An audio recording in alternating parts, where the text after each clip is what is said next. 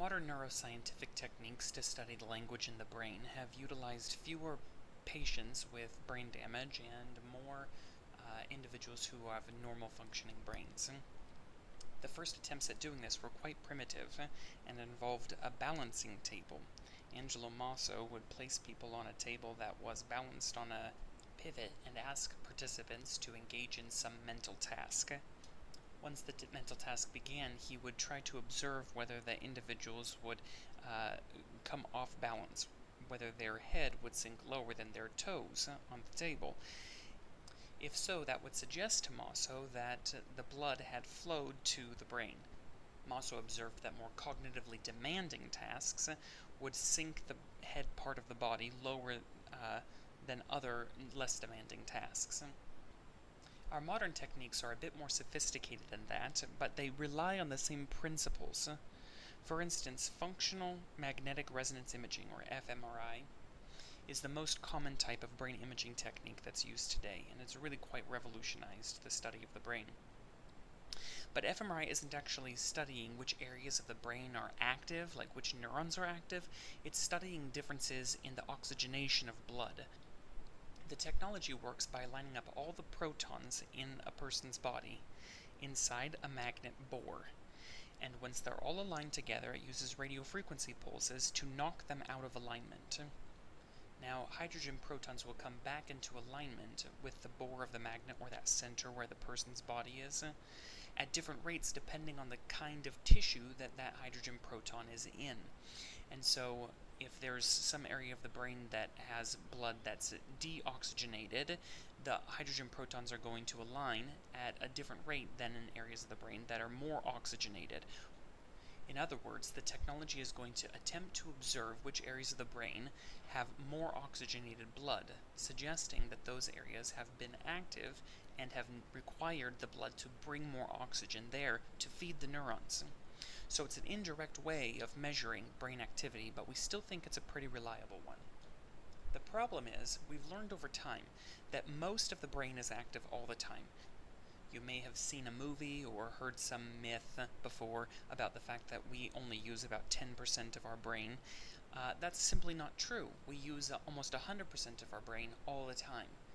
And the difficulty with that is, if we stick somebody in a scanner and we measure which areas of their brain have oxygenated blood, we're going to find that most of the brain has oxygenated blood all the time because all of it's being used.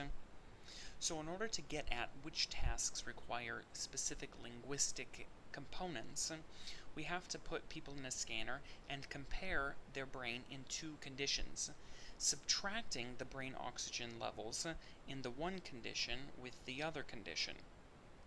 So in order to get the best comparison, we want to make sure that these two conditions look approximately equivalent, but that one condition does involve some linguistic processing, and the other one is almost exactly the same, but doesn't require some linguistic processing. So one example described in your text on page 79 and 80 is to put people in a scanner and have them listen to linguistic input or musical input. And by comparing the brain oxygen levels in those two conditions, we can subtract out all those brain areas that are active all the time and just ignore them. But what we'll find is, if we take like an area of the brain that requires more oxygen during some linguistic processing, and we compare it to that same area of the brain while somebody is not engaging in linguistic processing, then we'll see that during the linguistic processing, they will have used more oxygen in that area. And so it will show up as a peak activation. They'll be active in both situations, no matter what the individual is doing, but it will be more active during the one task than in the other, and that will show up in the fMRI scan. The caution that Sedivy provides us with at this point is the reminder that just because we've taken one task and we theoretically think that it requires some linguistic processing, and we take another task, like music, which we think doesn't require linguistic processing, that doesn't mean that we're right. Like, let's say, for instance, that we make this comparison, and we come to the conclusion that a certain brain area is activated in linguistic processing but not used in music processing, and therefore we have identified the area of the brain that's involved in language, and we've we've pulled out all of the regions in this analysis that are required for just blanket auditory processing that doesn't have linguistic components. It's possible that rather than our explanation being correct, that a better explanation might be that the same areas of the brain that allow us to do linguistic processing are also required in order to process musical kinds of input.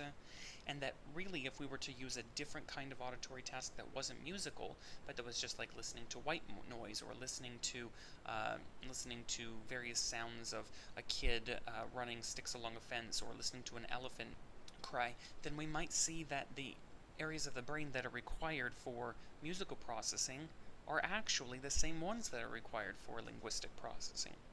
Now, I'm not saying that that's the case, but I am reminding us that we need to be cautious about the kinds of comparisons we use when we're making methodological decisions for a study of language processing.